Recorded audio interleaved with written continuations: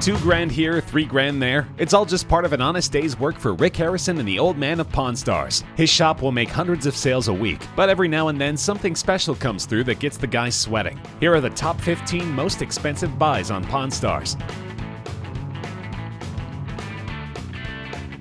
The Harrisons were floored, hook, line, and sinker when a centuries-old ship bell was brought into their Las Vegas pawn shop by a woman who was looking to make some fast cash. When presented with the bell, Richard "Old Man" Harrison turned his nose up at it, claiming that it must be a reproduction. The woman who brought it in wasn't thinking it was worth much either, but wanted to give it a shot anyway. It wasn't until they consulted with an expert did they discover that this old ship bell is from 1602 and is worth around $15,000. The Harrisons jumped at the deal when they found out this bell was an original and immediately listed it at a treasure auction catalog.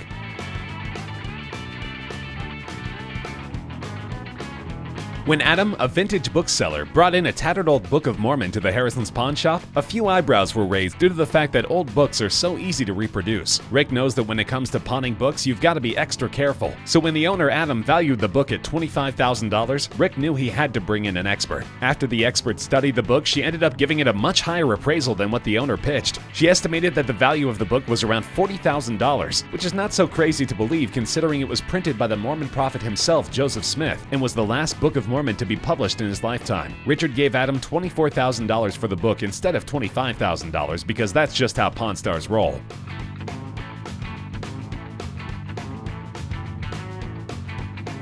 The Pawn Stars hit the jackpot when one man walked into their shop with a gold bar that was originally found in a shipwreck centuries ago. The owner was apparently cleaning out his grandfather's attic and found the bar tucked away in a box. They priced it initially at $24,000, but that quickly turned to $50,000 when a shipwreck expert was consulted. The bar dates back to 1554 and was apparently one of the many treasures found in the famous Padre Island shipwreck just off of Texas. Rick purchased the bar for $35,000, saving himself $15,000. Talk about pirate's treasure.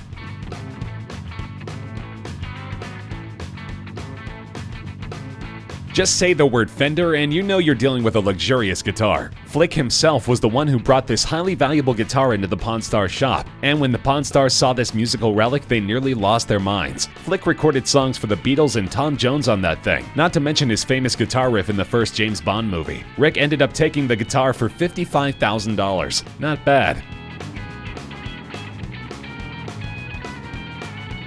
The car rental company Hertz teamed up with famed entrepreneur Roger Penske to build a fleet of limited edition Mustangs. There's only 150 of these babies in existence. Only 10 drive standard, and one of those 10 belongs to car collector John. He walked into Rick's garage asking for $85,000 and said he wouldn't go lower than $60,000. Rick was a little skeptical, so he asked NASCAR driver Joey Logano to take it for a test drive and give a second opinion. He dubbed it being worth $75,000, which John seemed to be pretty happy about, but Rick couldn't help but go Pawn Star on him and drop his offer down to $60,000. At the end of the day, John took the deal. His sleek and sexy Mustang is now officially pawned.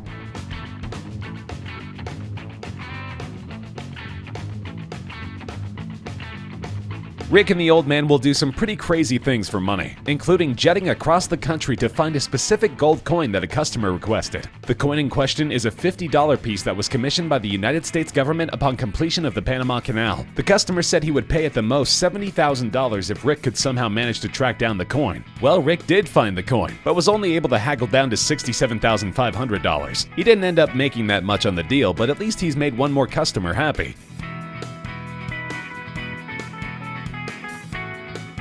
One of the Pawn Stars' biggest buys was a 1932 custom-built Ford Roadster. It's only one of the most iconic cars of the 20th century. No big deal at all. This car is almost an entire century old, yet the owner, Mike, has somehow been able to keep this rare vehicle in stellar condition. He's put a ton of money and time into maintaining this relic, and was hoping to strike a deal of no less than $70,000 with Rick. After getting an appraisal from an expert claiming the car is worth between $70,000 and $75,000, Mike was haggled down to a cool $68,250 for the car, and in the end took the offer.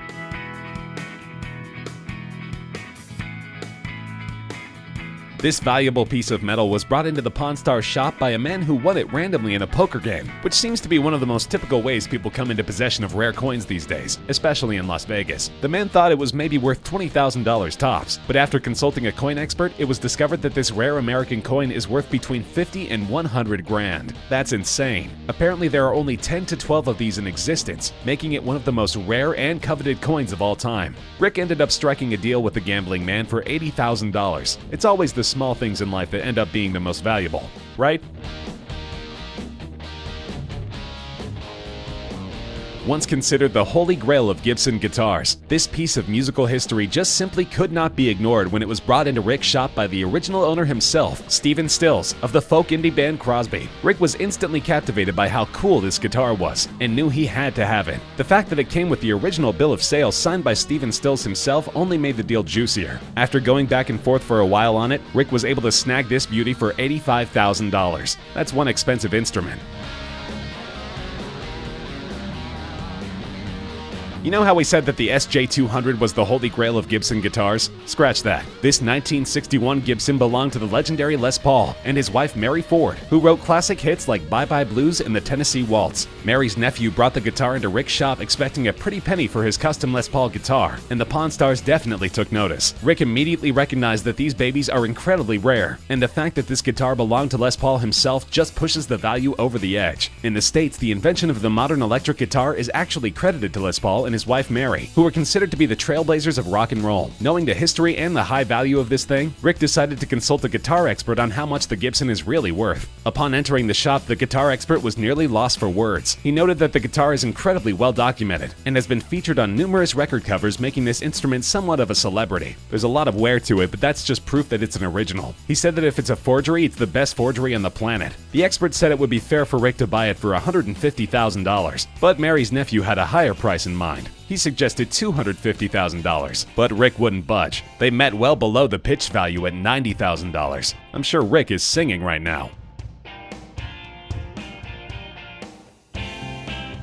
Patriots defensive end Brock Williams hit a rough patch financially after he was forced into retirement due to injuries. He needed some fast cash, so he decided to hit the gold and silver pawn shop and see how much he could get for his 2001 Super Bowl ring. The ring itself is legendary, and apparently broke all the rules of Super Bowl jewelry design. Super Bowl rings are only allowed to be 10 carats, weigh so much, and have a certain amount of diamonds. The New England Patriots completely rebelled against these rules and designed their ring to their own personal standards. As of 2001, it was the biggest Super Bowl ring in history, and contains a ridiculous amount of diamonds. Rick bought the ring for only $2,600 and set it up as a loan. Brock had 120 days to come back and reclaim the ring and pay off his loan, but he never returned to the shop, so now it belongs to Gold and Silver. Rick thinks that this ring is easily worth 100 grand. He's been putting off selling it for a while, and says he'll only let it go if someone comes in and offers him a crazy amount of money for it. I have a feeling Rick just likes to wear the ring on his off hours.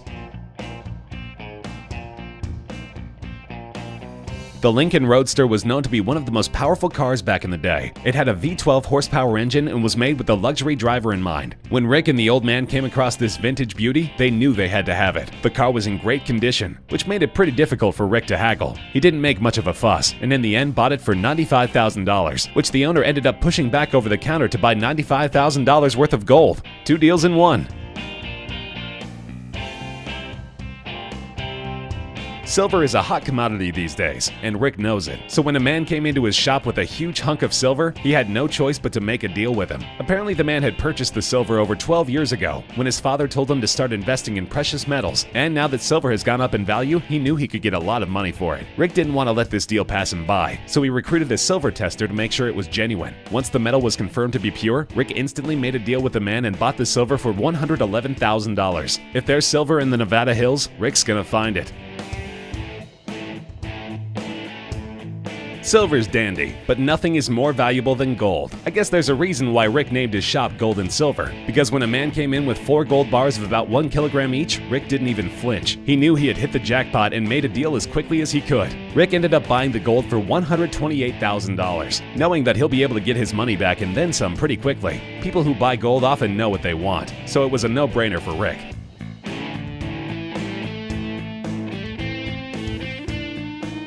Anything owned by John F. Kennedy seems to be of immaculate value. I mean, if you were blessed to be alive during his reign as president, it isn't hard to see why. When Rick was presented with a box of cigars that used to sit on John F. Kennedy's desk in the Oval Office, he knew that there would be a ton of Kennedy fans waiting on bended knee to shell out a pretty penny for this piece of history. The seller also knew how valuable the box was and asked for $95,000 for it. Rick managed to haggle down to $60,000, which the seller thought was fair. Joke's on him though, because a few weeks later, Rick sold the cigar box at an auction for $575,000, purchased out by the publisher of Cigar Aficionado magazine. I guess it pays to be in the pawning business. So there you have it, the most expensive buys in Pawn Stars history. Kinda makes me think I'm in the wrong business.